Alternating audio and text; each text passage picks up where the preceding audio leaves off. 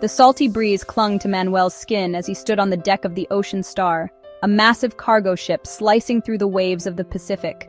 The vast, endless horizon stretched before him, a constant reminder of the life he had chosen, or perhaps the life that had chosen him.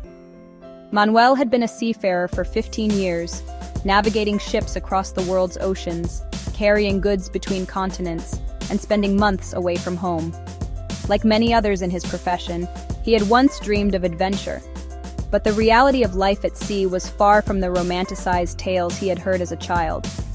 The hardest part of Manuel's life wasn't the storms or the grueling work, it was the isolation.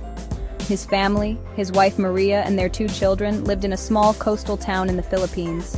He missed birthdays, holidays, and important milestones. Video calls helped, but they were no substitute for a father's embrace. "Papa, when will you come home?" his daughter would ask, her voice laced with longing. "Soon, my love," Manuel would reply, though he never really knew when soon would be. One night, a storm hit while they were crossing the Atlantic. Towering waves crashed against the hull, making the massive ship feel like a mere toy in the ocean's grip. The crew scrambled to secure loose cargo, knowing that one mistake could cost a life. "Hold on!" the captain shouted, as a massive wave sent seawater pouring over the deck.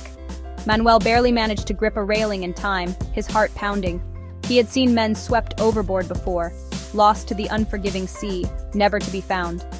Seafarers worked long shifts, often 12 to 16 hours a day. Sleep was a luxury, and exhaustion became a constant companion. The engine room crew endured blistering heat, while deckhands braved freezing winds in colder regions. There were no weekends, no breaks, only an endless cycle of work, eat, and sleep. Many seafarers, especially those from developing countries, faced exploitation.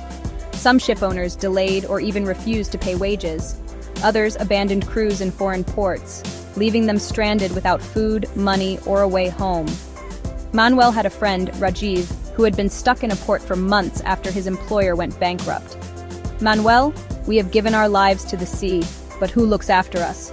Rajiv had once asked, his voice filled with bitterness. In certain regions, piracy remained a terrifying reality. Manuel had heard stories of ships being hijacked, crews held for ransom, or even killed. Every time they passed through dangerous waters, armed security personnel were stationed on board, and the crew was ordered to remain inside. The fear never left them. Despite these hardships, seafarers like Manuel pressed on. They were the backbone of global trade, ensuring goods reached every corner of the world. They endured suffering so their families could have better lives. After 6 long months at sea, Manuel finally saw land, the port of Manila. As he disembarked, his heart raced. The moment he saw Maria and his children waiting for him, all the loneliness and hardship seemed to fade, if only for a little while. "Papa!" his daughter cried, running into his arms. At that moment, Manuel knew why he endured it all. The sea was his life, but his family was his anchor. And soon, after a short time at home, he would have to say goodbye again. The endless horizon always called him back.